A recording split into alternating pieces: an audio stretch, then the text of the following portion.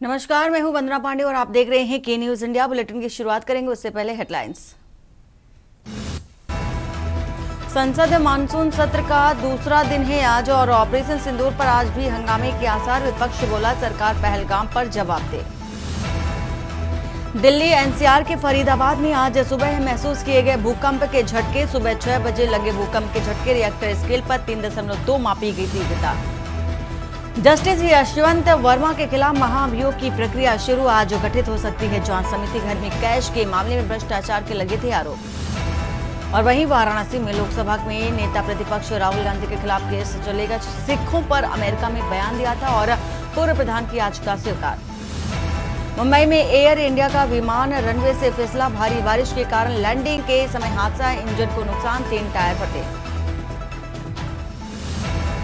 जम्मू कश्मीर और हिमाचल में लैंडस्लाइड, 5 मौतें। एमपी के कान्हा टाइगर रिजर्व में बाघ बाढ़ में बहा। आप देख रहे हैं के न्यूज, खबरों का सारथी।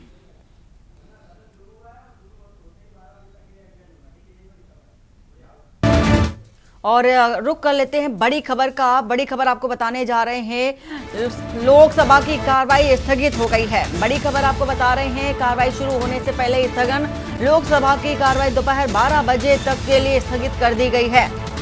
तो सदन की जैसे ही शुरुआत हुई, शुरू हुआ सदन, वैसे ही हंगामा शुरू हो चुका था और हम हंगामे के बीच कार्रवाई को स्थगित कर दिया गया है। 12 बजे तक के लिए कार्रवाई स्थगित की गई है। खबर आपको बता रहे हैं, लोकसभा की कार्रवाई स्थगित कर दी गई है। तो बड़ी खबर आपको बता रहे हैं, कार्रवाई शुरू होने से पहले ही स्थगित कर दी गई। 12 बजे तक के लिए कार्रवाई को स्थगित किया गया है। विपक्ष के हंगामे के चलते कार्रवाई को स्थगित किया गया है। तो लोकसभा की कार्रवाई स्थगित कर दी गई है। बड़ी खबर आपको बता रहे हैं, तो सदन की कार्रवाई शुरू होने से पहले ही विपक्ष ने हंगामा काट दिया और हंगामे के चलते कार्यवाही को स्थगित कर दिया गया है। और ये कार्रवाई जो कि 12 बजे तक के लिए स्थगित कर दी गई है।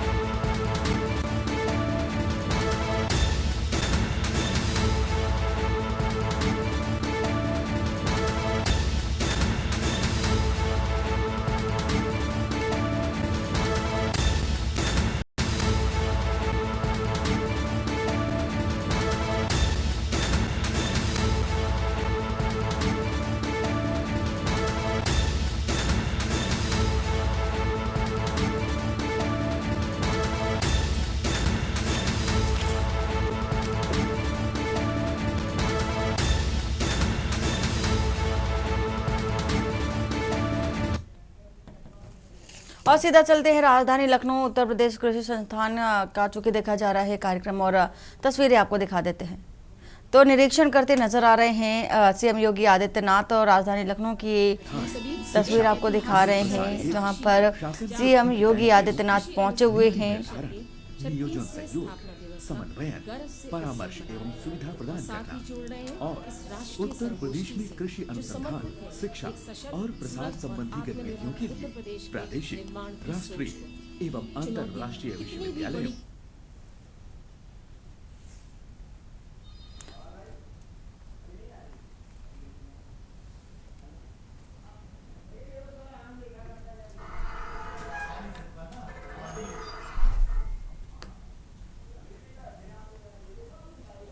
तो तस्वीर आपको दिखा रहे हैं कृषि उत्तर प्रदेश कृषि संस्थान को लेकर के अनुसंधान परिषद का ये 36वां समारोह आपको दिखा रहे हैं। सीएम योगी आदित्यनाथ पहुंचे हुए हैं।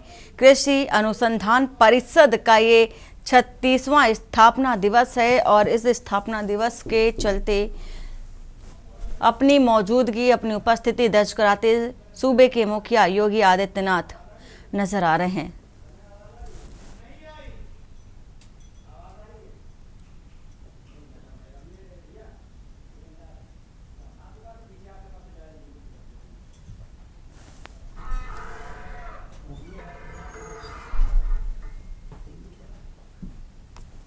नहीं यार, राष्ट्रधर्म के नायक माननीय श्री योगी आदित्यनाथ जी, तालियों की गड़गड़ाहट से पूरा सभागार गूंज जाना चाहिए।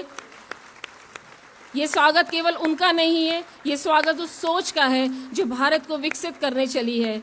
एक बार जोरदार तालियों के साथ मुख्यमंत्री जी का स्वागत करते हैं।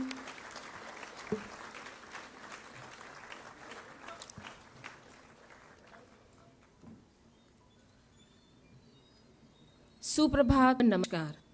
कृषि हमारी संस्कृति है, किसान हमारी शक्ति और अनुसंधान हमारी दिशा।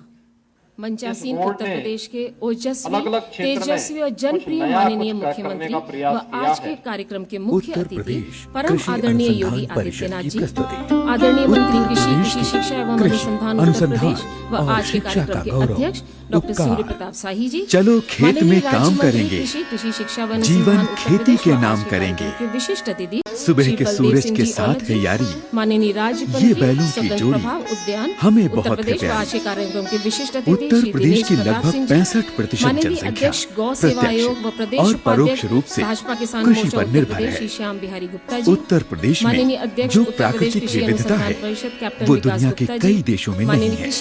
इन परिस्थितियों के दृष्टिगत प्रदेश को 9 कृषि जलवायु क्षेत्रों में बांटा गया है।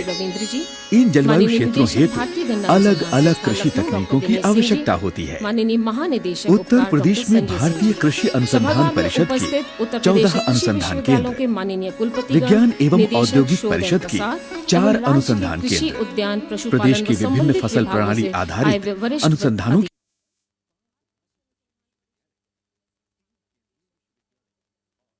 देते हैं। बाराबंकी से खबर आ रही है, आपको बता रहे हैं। तो लखनऊ बाराबंकी डीएम और एसपी अर्पित विजयवर्गीय ने की पुष्प वर्षा। बाराबंकी जिला प्रशासन ने पुष्प वर्षा की है। लोधेश्वर महादेव मंदिर और कांवड़ियों पर पुष्प वर्षा। हेलीकॉप्टर से जिला प्रशासन ने पुष्प वर्षा की है।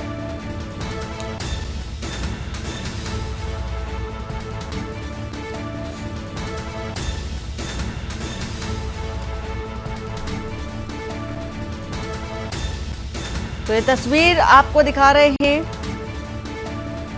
पुष्प वर्षा कांवड़ियों पर करते हुए अधिकारियों को ये देखा जा सकता है। हेलीकॉप्टर से जिला प्रशासन ने फूल बरसाए हैं कांवड़ियों पर।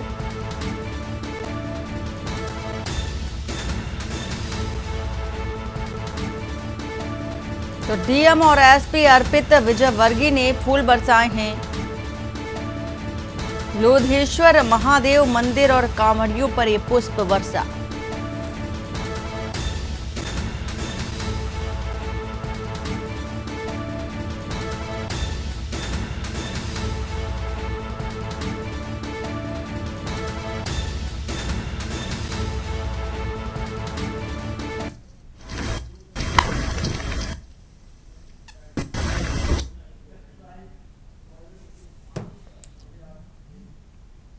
नोएडा से खबर बताने जा रहे हैं। मेट्रो सेवा के लिए नोएडा मेट्रो की पहल और दिल्ली नोएडा मेट्रो में एक ही कार्ड से कर सकेंगे सफर और नए ऐप को लेकर नोएडा मेट्रो ने प्रशिक्षण शुरू किया है। लंबे समय से यात्री एक ही कार्ड का इंतजार कर रहे थे। नोएडा दिल्ली मेट्रो को कनेक्ट करने के लिए ब्रिज तैयार है और मेट्रो को कनेक्ट फुट ओवर ब्रिज तकरीबन बनकर तैयार हो चुका है, लेकिन ऐप पर अलग अलग रूट दिखाई देंगे। नोएडा और दिल्ली मेट्रो के रूट ऐप पर उपलब्ध होंगे।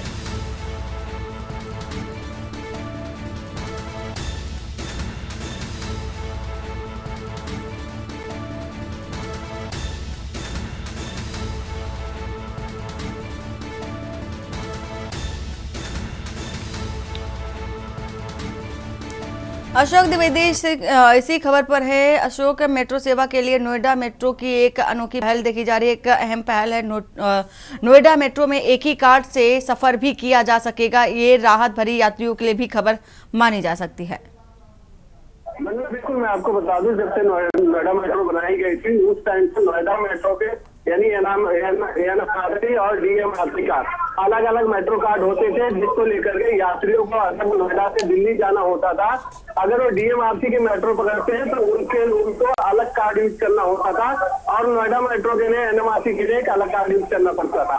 लेकिन नोएडा मेट्रो ने एक ऐप बनाया है जिसके जरिए आप एक ही कार्ड से दोनों मेट्रो में सफर किया जा सकता है। इसको लेकर के तो नोएडा और ग्रेटर नोएडा से दिल्ली जाने वाले लोग नौकरी पेशा लोग थे या रोजमर्रा की जिंदगी में आने जाने के दिल्ली से नोएडा का अप डाउन करते थे, उनके लिए राहत भरी खबर है। बहुत शुक्रिया पूरी जानकारी देने के लिए अशोक। तो लंबे समय से यात्री एक ही कार्ड का इंतजार कर रहे थे और अब उनकी जो इच्छा थी वो पूरी होती नजर आ रही है।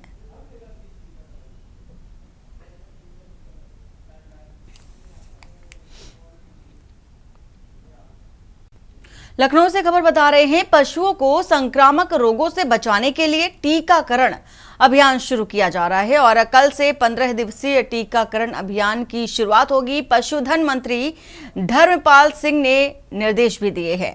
एमएफडी टीकाकरण को 100% करने के निर्देश और भारत पशुधन ऐप पर दर्ज करने की भी निर्देश जारी किए गए हैं। नए पशुओं का पंजीकरण करने के निर्देश दिए गए। गौवंशीय नस्लों के संरक्षण के लिए भी कृत्रिम गर्भाधान पर भी जोर दिया गया है।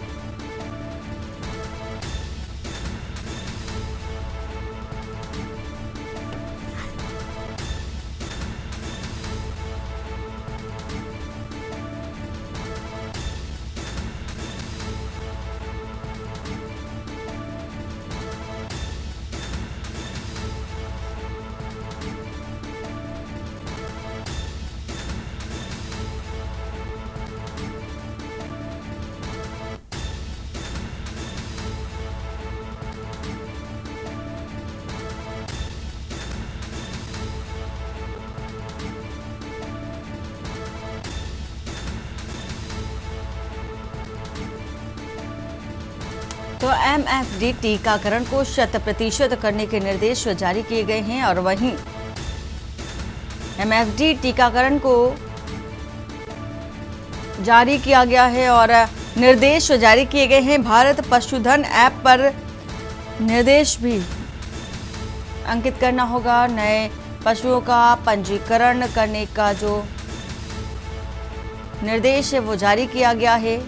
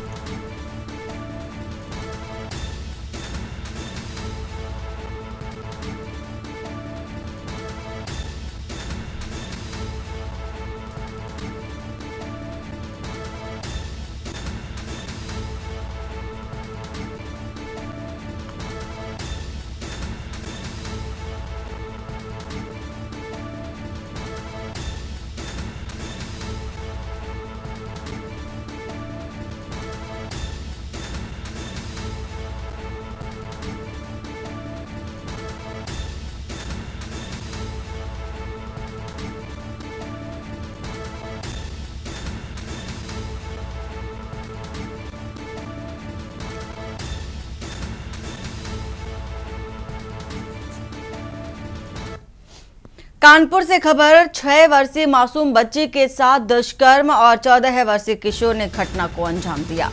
बिस्किट का लालच देकर दुष्कर्म किया। पीड़िता के परिजनों ने पुलिस से शिकायत की है। घटना के बाद आरोपी फरार, पुलिस तलाश में जुटी। घाटमपुर थाना क्षेत्र के एक गांव की घटना बताई जा रही है।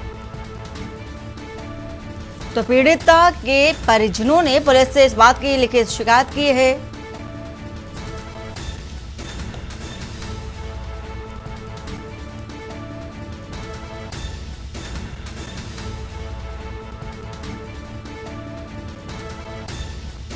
तो घटना के बाद आरोपी फरार, पुलिस तलाश में जुटी है। घाटमपुर थाना क्षेत्र के एक गांव की एक घटना बताई जा रही है, जहां पर कानपुर से ये खबर आपको बता रहे हैं। 6 वर्षीय मासूम बच्ची के साथ दुष्कर्म की घटना और 14 साल के किशोर ने घटना को अंजाम दिया है।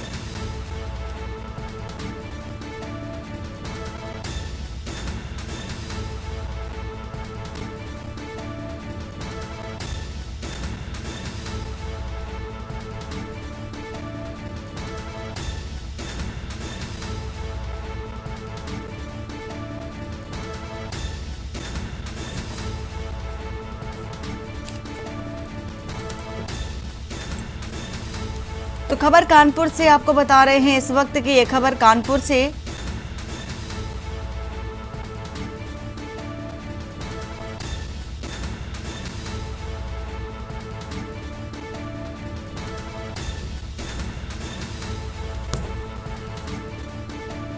विवेक पाल इसी खबर पर है। विवेक, बिस्किट का लालच दिया, दुष्कर्म की घटना को अंजाम दिया। एक 6 साल की बच्ची के साथ दुष्कर्म की घटना और बड़ी बात की 14 साल के किशोर ने इस घटना को अंजाम दिया है। पूरी जानकारी क्या है और कार्रवाई क्या?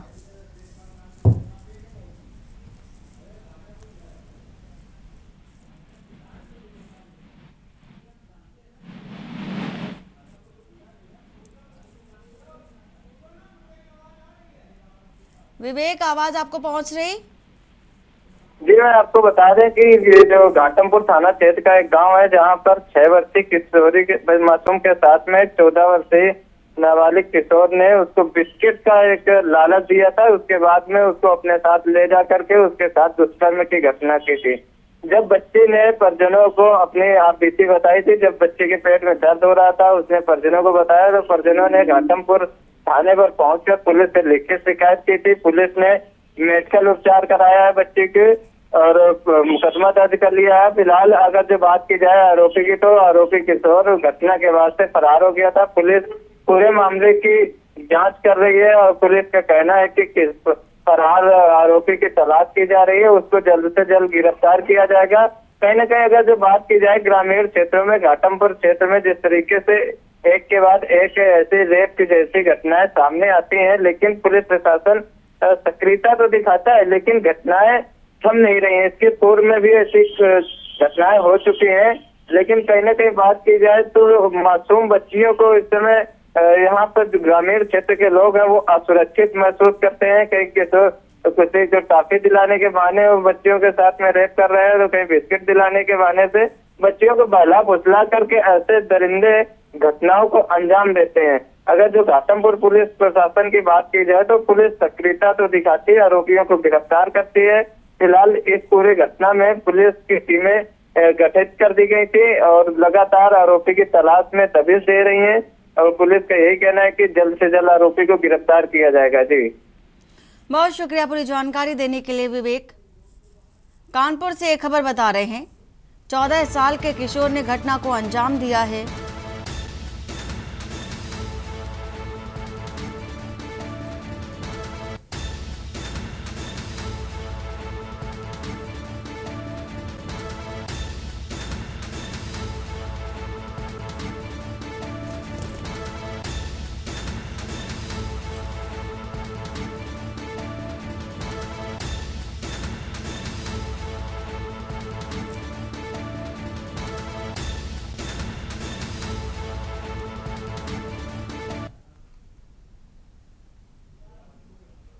ग्रेटर नोएडा से खबर, शारदा यूनिवर्सिटी में बीडीएस छात्रा की मौत का है मामला और डिपार्टमेंट के डीन समेत 4 और प्रोफेसर निलंबित किए गए हैं।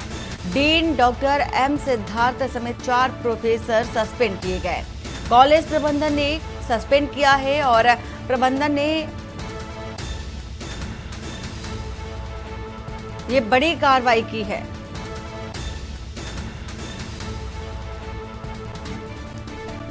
तो कॉलेज प्रबंधन ने सस्पेंड किया है। प्रबंधन ने अपनी जांच के बाद की कार्रवाई। पुलिस ने प्रबंधन से रिपोर्ट सौंपने के लिए कहा था। प्रबंधन को 5 दिन के अंदर जांच रिपोर्ट सौंपनी थी और 18 जुलाई को बीडीएस द्वितीय वर्ष की छात्रा ने सुसाइड किया था।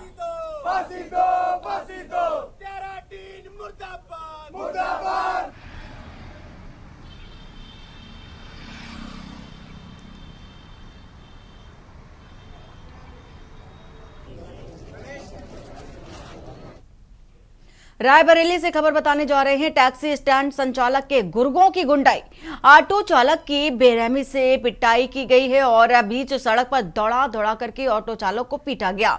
मारपीट का वीडियो सोशल मीडिया पर वायरल हो रहा है और 3 लोगों पर मारपीट का भी गंभीर आरोप है।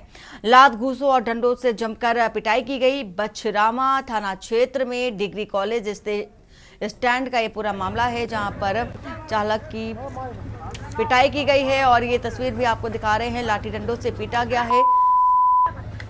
तो रायबरेली से आपको ये तस्वीर दिखा रहे हैं, जहां पर ऑटो चालक की बेरहमी के साथ पिटाई की गई है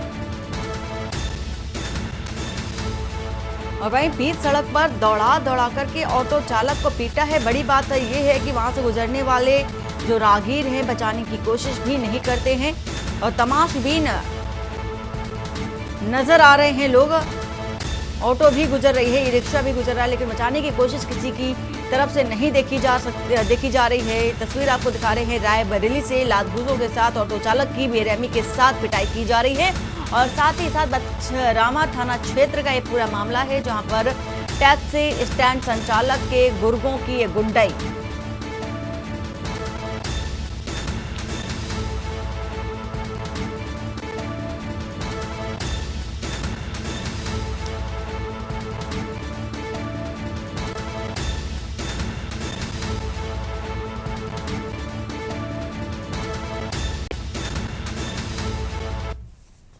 चंडीगढ़ से खबर, पंजाब सरकार का बड़ा फैसला है। धावक फौजा सिंह जी ने नाम पर होगा सरकारी स्कूल।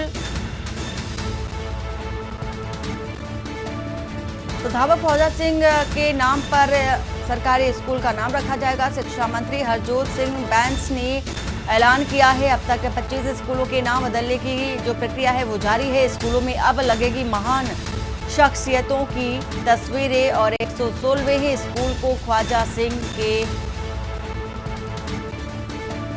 नाम का जिक्र किया गया है। और इसी के साथ ही साथ खबर आपको बता रहे हैं चंडीगढ़ से, पंजाब सरकार का ये बड़ा फैसला है। धावक फौजा सिंह के नाम पर सरकारी स्कूल होगा।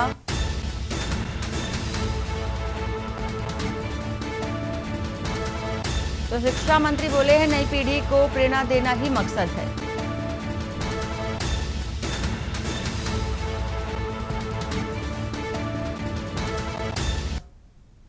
और वक्त हो चला एक छोटे से ब्रेक का। ब्रेक के बाद जल्द वापस लौटते हैं।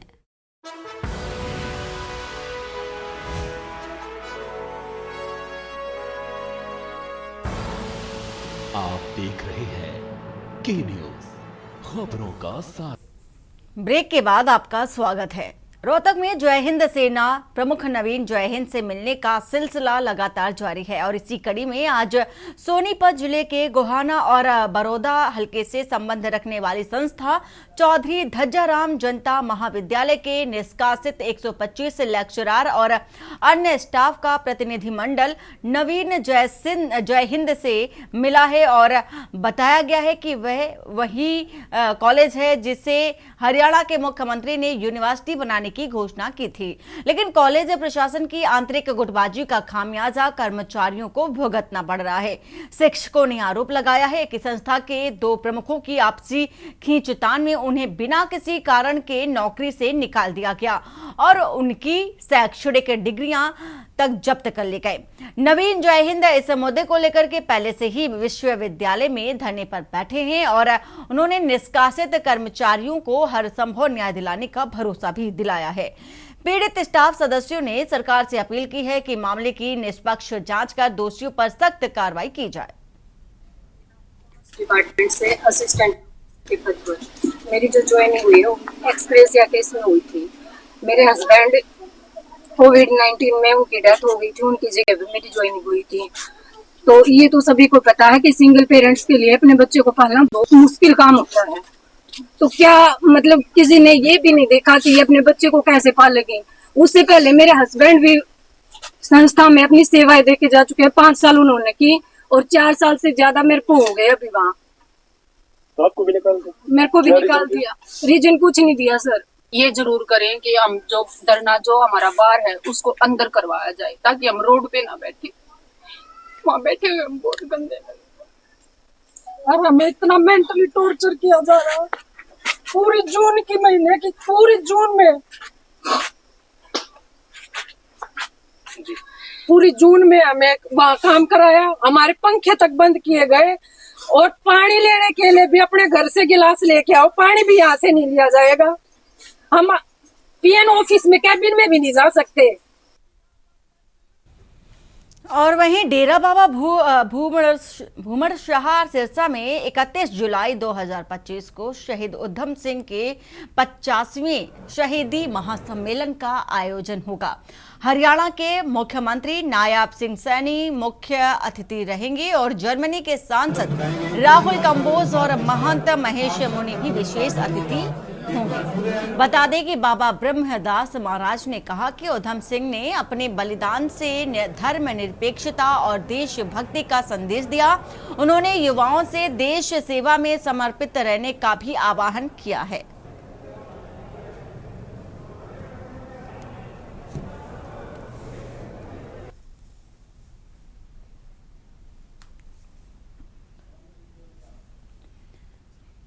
रतलाम में 6 आदिवासी छात्रों के साथ पुलिस द्वारा की गई मारपीट और उत्पीड़न को लेकर के भील प्रदेश विद्यार्थी मोर्चा ने पुलिस अधीक्षक कार्यालय पर पहुंचकर ज्ञापन सौंपा। मोर्चा ने दोषी पुलिसकर्मियों पर सख्त कार्रवाई की मांग की। ज्ञापन में बताया गया है कि 19 2025 को दोपहर 12 बजे रतलाम औद्योगिक थाना पुलिस छात्रों को उनके कमरे से पूछताछ के बहाने थाने ले गई। वहां छात्रों को रात 9 बजे तक भूखा प्यासा बैठाकर शारीरिक और मानसिक रूप से प्रताड़ित किया गया। आरोप है कि पुलिस ने उनके साथ मारपीट की और झूठे आरोप लगाकर मुकदमा दर्ज कर जेल भेजने की कोशिश की। भील प्रदेश विद्यार्थी मोर्चा के प्रदेश संयोजक दिनेश माल, आदिवासी प्रतिनिधि ध्यानवीर डामोर, जिला पंचायत सदस्य राजेंद्र मैड़ा और सहित कई कार्यकर्ताओं ने विरोध प्रदर्शन किया है और विरोध जताया है। एक मिनट सर, वहीं रहना, वहीं रहना। पुलिस थाना औद्योगिक क्षेत्र रतलाम द्वारा 6 आदिवासी छात्रों को थाने लाकर पूछताछ के बहाने मारपीट करने बाद एक्चुअली हम स्टूडेंट लोग लाइब्रेरी में पढ़ाई करने गए थे सुबह 8 बजे से 12 बजे तक पढ़ाई करी हमने। 12 बजे हम आते हैं रूम पे खाना बना के खाने के लिए, तो हमको खाने के लिए आए तो रूम से डायरेक्ट हमको वहाँ पुलिस थाना औद्योगिक महिला पुलिस थाना औद्योगिक रतलाम वहाँ पे ले गए और वहाँ पे पूछताछ के रूप में ले गए हमको। हम आपसे पूछताछ करनी ऐसा करके वहाँ पे डायरेक्ट हम पे कार्रवाई कर दी उन्होंने। अधीक्षक कार्यालय आए क्योंकि आइए थाने औद्योगिक क्षेत्र रतलाम थाने में 6 छात्रों के साथ में पुलिस ने शारीरिक मानसिक रूप से गंभीर रूप से टॉर्चर किया। उनको 8-9 घंटे भूखे प्यासे बिठा के रखा और उनके ऊपर झूठा मुकदमा दर्ज करने का दबाव बनाया और गुनाह कबूल करने की कोशिश करी। ये कहीं ना कहीं पुलिस प्रशासन आदिवासी छात्रों को विशेष रूप से टारगेट बना के इस प्रकार की जो यातना प्रताड़ना देते हैं, कई बार झूठे मुकदमे। इससे पहले कई बार हम लोगों ने ज्ञापन प्रतिबंध दिया, लेकिन अभी तक पुलिस ने उसके ऊपर भी संज्ञान नहीं लिया और कार्रवाई नहीं करी है। जी, BPVM मोर्चा के जो विद्यार्थी आए थे और उनका कहना था कि आइए थाने में कुछ निर्दोष छात्रों के साथ घटना घटित हुई है। उसको लेकर उन्होंने जो ज्ञापन दिया है उसमें श्रीमान पुलिस अधीक्षक महोदय को वरिष्ठ अधिकारियों को अवगत करा दिया जाएगा और उन जो भी उसमें जो प्रोसेस होती है जो जांच की, उस सारी जांच की प्रोसेस करने के बाद जो भी आगे कार्रवाई होगी वो की जाएगी। मध्य प्रदेश के रतलाम जिले की सैलाना तहसील के सैलाना नगर के लक्ष्मी मोहल्ले में रहने वाले फिरोज खान के साथ उसकी पत्नी मुस्कान द्वारा चाकू से वार करने का वीडियो सोशल मीडिया पर जमकर वायरल हो रहा है, जिसमें पत्नी मुस्कान द्वारा फिरोज पर चाकू से वार किया जा रहा है और पति द्वारा पत्नी का हाथ पकड़कर अपना बचाव किया जा रहा है।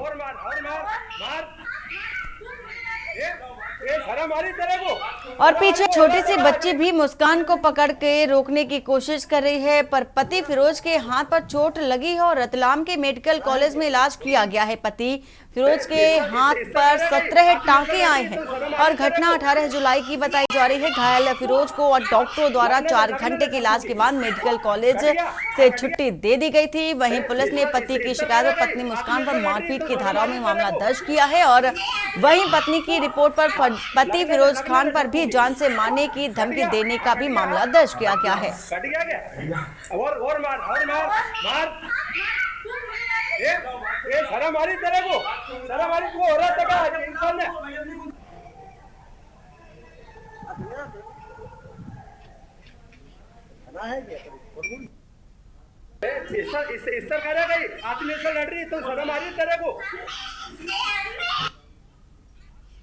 लगने दे छक्कू की कट गया, हाँ कट गया।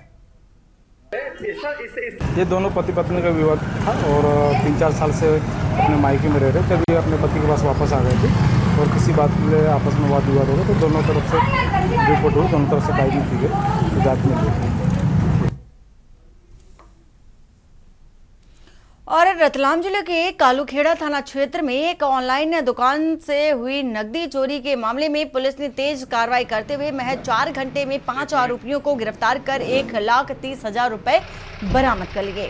फरियादी भगवती लाल पाटीदार ने थाने में रिपोर्ट दर्ज कराई थी और उसकी दुकान का ताला तोड़कर अज्ञात चोरों ने बड़ी रकम चोरी कर ली। घटना की सूचना मिलते ही पुलिस अधीक्षक अमित कुमार ने त्वरित कार्रवाई के निर्देश दिए। नगर पुलिस अधीक्षक युवराज सिंह चौहान के मार्गदर्शन में पुलिस टीम गठित कर मौके की गहन जाँच की गई है।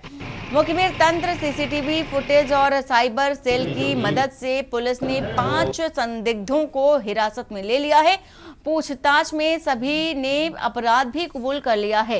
पुलिस जांच में चौंकाने वाले खुलासे भी हुए हैं और चोरी में फरियादी की दुकान पर काम करने वाला भरोसेमंद कर्मचारी ही शामिल था, जिसके पास से दुकान की चाबी और नकदी की जानकारी थी। आरोपी ने अपने 4 अन्य साथियों, जिनमें से 2 नाबालिग भी शामिल हैं, की मदद से वारदात को अंजाम दिया और सभी आरोपियों से पूरी राशि बरामद कर ली गई है।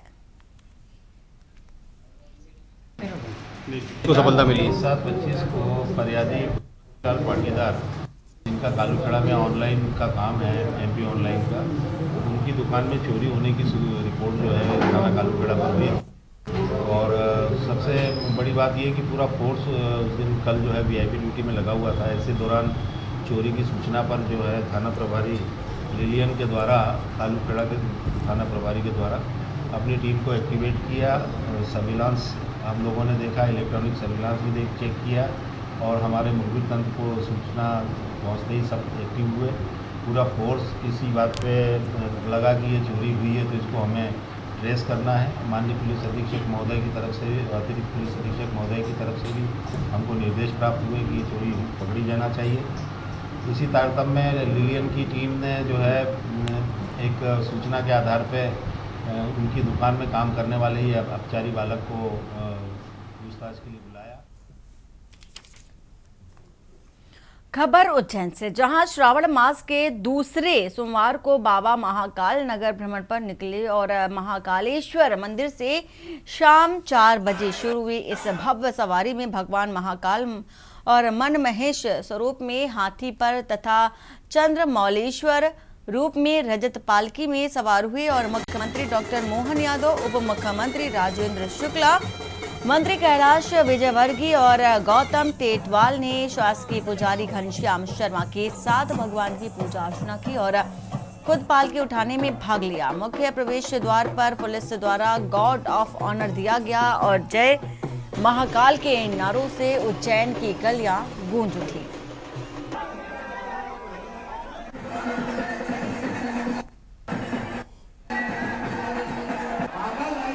श्रावण मास के द्वितीय सोमवार के दिन चंद्रमौलेश्वर के रूप में भक्त लोगों को दर्शन दे रहे हैं। बाबा महाकाल चंद्रमौलेश्वर और मन महेश दोनों स्वरूप के अंदर भक्त लोगों को दर्शन देते हैं। आज हाथी के ऊपर बाबा महाकाल मन महेश के रूप में जो भक्त लोग पालकी में बाबा के दर्शन नहीं कर सकते हैं, वह चंद्रमौलेश्वर के दर्शन करके, मन महेश के दर्शन करके अपने कामनाएं पूर्ण करते हैं। पूरे लाव लश्कर के साथ बाबा महाकाल भक्तों को दर्शन दे रहे हैं। जय महाकाल। बोकारो में दामोदर नदी पर बना खेत को पुल जर्जर हो चुका है और 21 में से करीब 8 से 9 पिलर क्षतिग्रस्त है। जिला प्रशासन ने भारी वाहनों के लिए पुल पर बैरिकेडिंग लगाई थी, लेकिन असामाजिक तत्वों ने इसे तोड़ दिया। इसके बाद भारी वाहन बिना रोक टोक पुल पार कर रहे हैं। पुल की खराबी और अवैध बालू उठाव से हादसे का खतरा बना हुआ है। स्थानीय ग्रामीण सुरक्षा बढ़ाने और नियम तोड़ने वालों पर कड़ी कार्रवाई की मांग भी कर रहे हैं।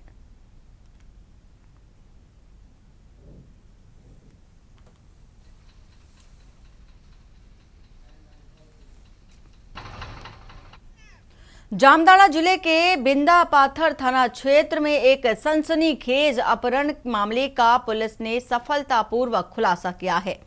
पुलिस की तत्परता से अपहृत युवक को सकुशल बरामद कर लिया गया है और इस कांड में शामिल 2 आरोपियों को भी गिरफ्तार कर लिया गया है। गिरफ्तार किए गए आरोपियों की पहचान अजीज अब्दुल उर्फ शेख गुलाम और ER हुसैन उर्फ काला खान के रूप में हुई है और दोनों आरोपी पुलिस की वर्दी में थे और खुद को पुलिसकर्मी बताकर युवक का अपहरण कर लिया था। बाद में उन्होंने युवक के परिजनों से फिरौती की मांग की थी। पुलिस ने छापेमारी कर दोनों को आरोपियों को गिरफ्तार किया और उनके कब्जे से घटना में प्रयुक्त वाहन, फर्जी वर्दी, मोबाइल फोन और नकदी भी बरामद की है।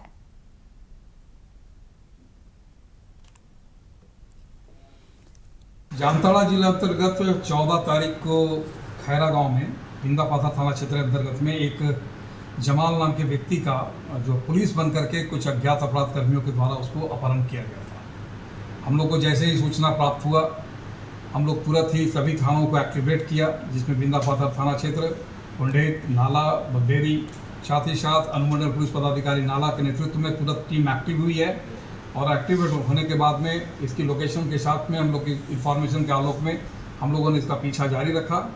पीछा करने पर यह अज्ञात अपराधकर्मी अपहरणकर्ता अपहृत व्यक्ति को जो है बंगाल लेकर के एंट्री किए। दुबराजपुर पुलिस के साथ में हम लोग के साथ में तुरंत उनके साथ आगे से हम लोगों ने रेकी किया और साथ ही उनको सूचना दे करके हम लोगों ने कॉर्डन कराया। जामताड़ा जिला करमाटांड प्रखंड के सियाटांड से शिखर पोसनी तक जाने वाली मोहनपुर करमाटांड ब्लॉक रोड पर शिखर पोसनी नदी पर बनी पुलिया लगभग 5 से 6 वर्षों से टूट चुकी है। यह पुलिया न केवल स्कूली बच्चों, किसानों बल्कि राहगीरों और वाहन चालकों के लिए भी अत्यंत जोखिम भरी स्थिति उत्पन्न कर रही है। लोग जान हथेली पर लेकर इस रास्ते से गुजरते हैं। कई बार स्थानीय लोगों और पंचायत द्वारा अधिकारियों को लिखित शिकायतें की गई, लेकिन आज तक कोई ठोस कदम नहीं उठाया गया है और अगर जल्द समस्या का समाधान नहीं किया गया तो ग्रामीण आंदोलन करने पर मजबूर भी होंगे। हमारे पीछे तरफ यहाँ के गांव सारे लोग आए हैं। यह करमाटांड और मोहनपुर का जो है मुख्य सड़क है। इस सड़क होते हुए हम लोग धनबाद जा सकते हैं, जामताड़ा जा सकते हैं और अन्य आपस पर के क्या आना जाना लगा रहता है। और यह पुल बनना अनिवार्य है। यह पुल ब्लॉक आना जाना, ब्लॉक थाना, हर जगह का बच्चा पढ़ने पुल है, मात्र नहीं बनता है। कभी भी आकस्मिक बड़ा दुर्घटना घट सकते हैं और बड़ा पुल, नदी नाला, पानी पार होते हैं यहाँ से और तुरंत ये कभी भी गिर सकता है। मैं शिखर पोसनी पंचायत के पंचायत समिति के अगले पंचायत समिति के प्रतिनिधित्व करते थे, तो इस समय जो हम हमेशा इस मांग को रखते थे, लेकिन आज तक इस पुल को नहीं बना है। मैं विधायक महोदय से आग्रह करता हूं कि आप जो बोलते हैं कि शिखर पोसनी से हमको वोट नहीं मिलता है, सियाटन से वोट नहीं मिलता है, पर वोट कैसे नहीं मिलता है? यहाँ एक भी अल्पसंख्यक नहीं है, फिर भी शिखर पोसनी और सियाटन साहब को वोट देते हैं। आप ऐसे क्यों अभद्र भाषा बोल के हम लोगों को अपमानित करते हैं? आज यहाँ पर जो है सियाटांड और आपका शिखर पोसनी का ग्रामीण लोग आए हुए हैं, क्योंकि यहाँ पर मुख्य मार्ग का जो पुल है वो उसका अवस्था काफ़ी जर्जर हो चुका है, धंस चुका है। बड़ी गाड़ी अगर इसमें क्रॉस करती है, पार करती है, कभी भी धंस जाएगी और बड़ी से बड़ी दुर्घटना हो सकती है। और वहीं श्रावण के दूसरे सोमवारी पर दुमका के बासुकीनाथ धाम में श्रद्धालुओं की भीड़ देखने को मिल रही है और कांवड़िया बिहार के सुल्तानगंज से गंगा जल भरकर देवघर और बाबा बासुकीनाथ में जलार्पण करते नजर आ रहे हैं। कांवड़िया की भीड़ को देखते हुए जिला प्रशासन तैयार है। सुबह से ही जिले के एसपी और डीसी कंट्रोल रूम नजर बनाए हुए हैं। सावन के दूसरे सोमवारी पर श्रद्धालुओं की भीड़ पहले सोमवारी से ज्यादा है। हालांकि श्रद्धालु शांतिपूर्वक कतार में लग करके जलार्पण कर रहे हैं। बढ़ती भीड़ को देखते हुए पुलिस प्रशासन किस प्रकार से सुगमता पूर्वक जलार्पण कराया जाए, इसकी संपूर्ण व्यवस्था देख रहे हैं। मान्यता ये है कि सावन के सोमवारी को शिव भक्त जलार्पण करते हैं तो उनकी हर मांगी मुराद पूरी होती है, जिस कारण से इस दिन ज़्यादा संख्या में शिव भक्त बाबा के मंदिर पहुंचते हैं। जिले के डीसी अभिजीत सिन्हा ने कहा कि दूसरे सोमवार को हर विभाग को दुरुस्त कर दिया गया था और किसी भी सूरत में आने वाले श्रद्धालुओं को परेशानी नहीं उठानी पड़ी।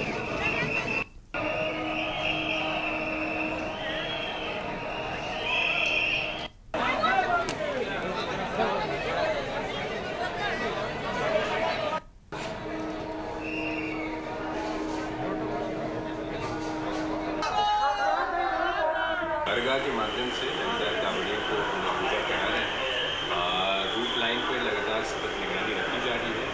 ड्रोन के माध्यम से, CCTV के माध्यम से कंट्रोल रूम में हम लोग 750 कैमरा से की मदद से हम लोग सभी जगह हम लोग चौकस निगरानी मेंटेन किए हुए हैं और ये इंश्योर कर रहे हैं कि जल्दी जल्दी जो है भीड़ निकलते जाए, कहीं किसी श्रद्धालु को दिक्कत ना हो। यही माननीय मुख्यमंत्री सर का भी लगातार इसमें सरकार निगरानी और सर का भी इसमें संदेश रहता है किसी भी श्रद्धालु को कोई इशू ना हो, उसी के लिए हम लोग इसमें कोशिश अपनी तरफ से करें। क्या जी इस बार के सावन माह का दूसरा सोमवार है और पिछले सोमवार से भी इस बार भक्तगण ज़्यादा आए हैं, तो उसको देखते हुए हम लोग प्रमुख रूट लाइन पर मजिस्ट्रेट ऑफ फोर्स बढ़ा दिए हैं और सुगम जलार्पण हो, उसके लिए हम लोग जो कॉम्प्लेक्स है और रूट लाइन उसको प्रॉपर मॉनिटरिंग कर रहे हैं। कंट्रोल रूम से हम लोग सारे विभाग के पदाधिकारी, बड़े पदाधिकारी आज मौजूद हैं। जहाँ भी रणनीतिक रूप से जो महत्वपूर्ण चौक है वहाँ वरीय दंडाधिकारी पर नियुक्त किए गए हैं। उसी तरह हम लोग भी हर एक जगह DSP की पर नियुक्त किए गए हैं। तो यहाँ से लगातार CCTV से मॉनिटरिंग करते उनको वायरलेस के माध्यम से संकेत भेजा जा रहा है कि। और अंबिकापुर से है खबर, मेडिकल कॉलेज कैंपस से एम्बुलेंस की चोरी। तो सवालों के घेरे में मेडिकल कॉलेज की सुरक्षा व्यवस्था आ गई है। चोर ले गए संजीवनी 108 और प्रबंधन को नहीं, भनक तक नहीं लगी। 108 की टीम ने पुलिस में इस बात की शिकायत की है। जांच में पुलिस भी जुट गई है।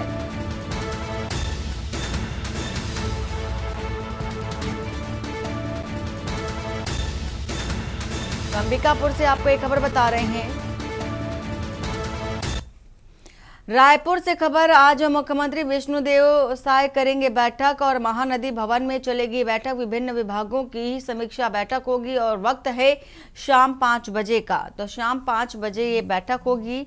विष्णुदेव साय बैठक करेंगे। तो रायपुर से ये खबर आपको बता रहे हैं। इस वक्त की महानदी भवन में अधिकारियों के साथ ही बैठक होगी। बैठक समीक्षा बैठक होगी। तमाम विषयों को लेकर के इस बैठक में चर्चा की जाएगी और बैठक का जो समय है वो 5 बजे का नियत किया गया है।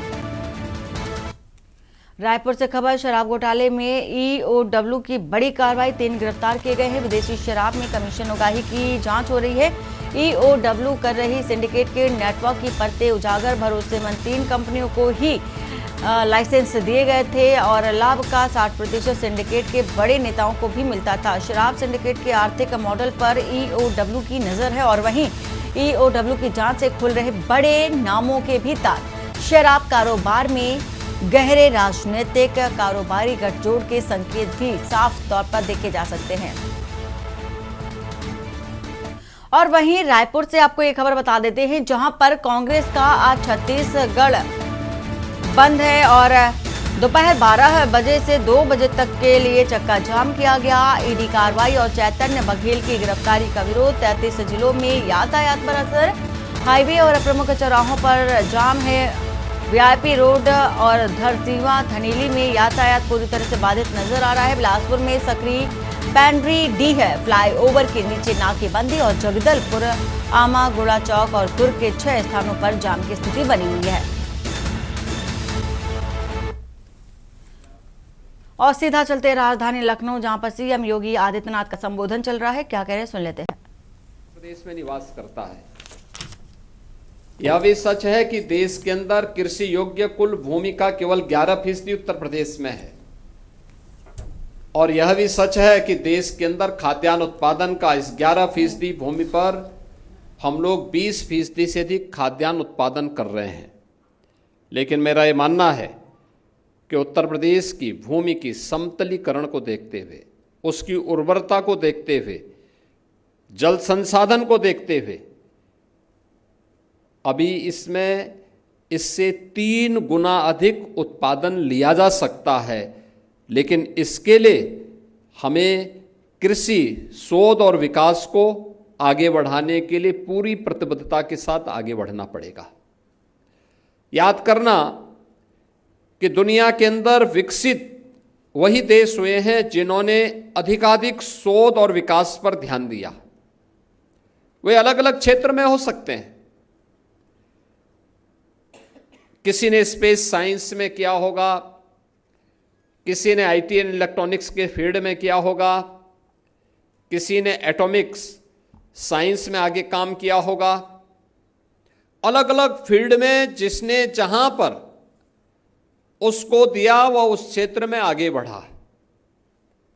और हमारा यह मानना है कि उत्तर प्रदेश के अंदर इस क्षेत्र में केवल देश का ही नहीं दुनिया का पेट भरने की सामर्थ्य है।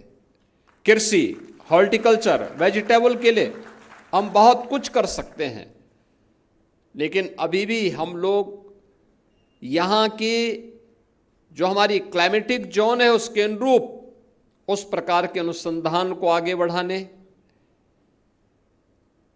प्रकृति के व पर्यावरण के अनुरूप उस प्रकार के शोध को आगे बढ़ाने के लिए हमारे स्तर पर जो प्रयास होने चाहिए उसमें और गति देने की आवश्यकता है। आपके द्वारा किए जाने वाले शोध और विकास के इन कार्यक्रमों की गति प्रदेश की भी और देश की भी प्रगति में एक निर्णायक भूमिका का निर्वहन कर सकता है। याद करना यह आवश्यक नहीं कि यूरोप के लिए जो उपयुक्त है वह भारत के लिए भी उपयुक्त है, यह आवश्यक नहीं है। हमें भारत के अनुरूप, यहाँ की जलवायु के अनुरूप, यहाँ की मिट्टी के अनुरूप उस प्रकार के शोध और विकास को आगे बढ़ाने के लिए अपने आप को तैयार करना होगा। उस प्रकार के कार्यक्रमों में हमें लगातार प्रयास करने होंगे और मैं मानता हूं ये सभी संभावनाएं उत्तर प्रदेश के अंदर छुपी हुई है। देश के यशस्वी प्रधानमंत्री आदरणीय श्री नरेंद्र मोदी जी ने देशवासियों के सामने जो लक्ष्य तय किया है वह लक्ष्य 2047 में एक विकसित भारत का है। स्वाभाविक रूप से विकसित भारत के लक्ष्यों को प्राप्त करने की दिशा में राज्यों को भी अपनी अपनी भूमिका का निर्वहन करना है। राज्यों की उस भूमिका के लिए हमें विकसित उत्तर प्रदेश बनाना है। विकसित उत्तर प्रदेश बनाने के लिए हमें उन सभी क्षेत्रों में अपनी उन संभावनाओं को तलाशना है। आज हमने तय किया है, भारत सरकार ने तय किया है कि 2027 में भारत $5 ट्रिलियन की इकोनॉमी बनेगा। हमने तय किया है कि 2029 में उत्तर प्रदेश को $1 ट्रिलियन की इकोनॉमी बनाएंगे। ये लक्ष्य है, लेकिन 2047 में जब भारत 30 ट्रिलियन की इकोनॉमी होगा तब उत्तर प्रदेश कहां होगा? तब उत्तर प्रदेश की प्रति व्यक्ति आय क्या होगी? कृषि के क्षेत्र में,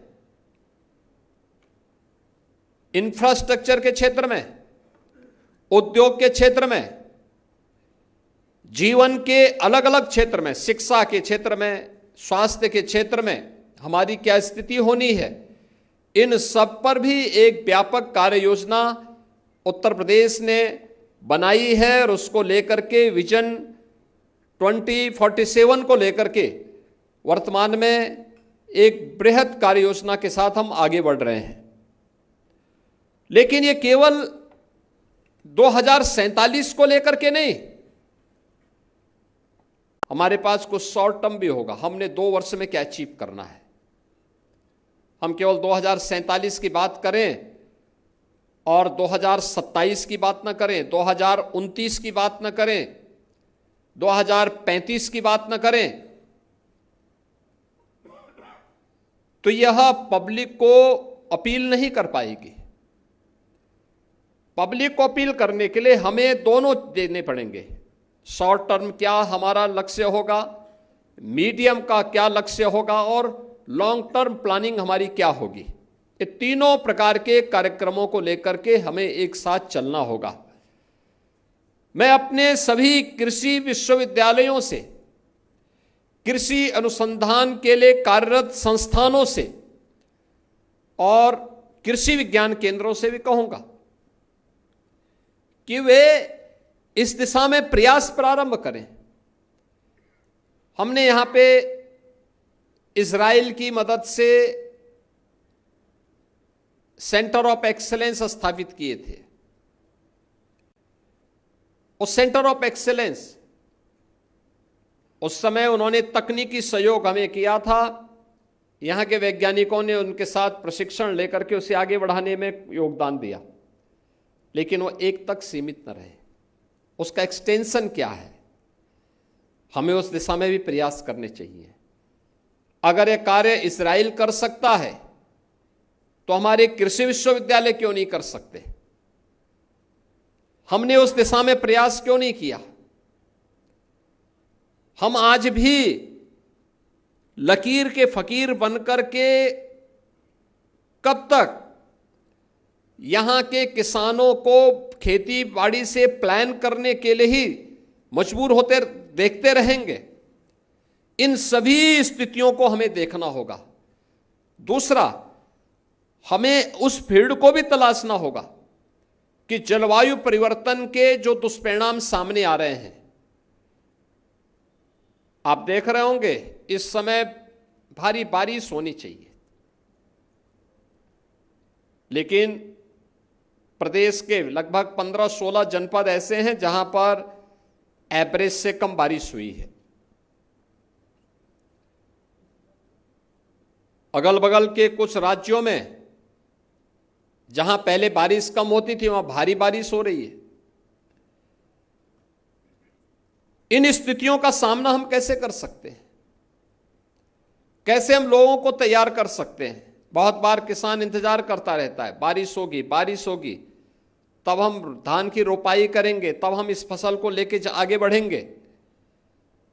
और अंततः होता क्या है, जब हम देर में, अगर कोई भी फसल 1 महीने लेट होगी तो ये मान के चलिए कि बीज अगर वही पुराना है तो लेट होने का परिणाम क्या है, उसकी 30% तक प्रोडक्शन पे भी असर पड़ता है।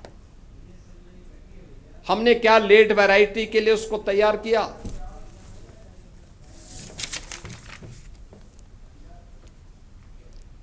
और बुलेटिन में फिलहाल इतना ही। बाकी की खबरों के लिए बने रहिए आप के न्यूज इंडिया के साथ। नमस्कार।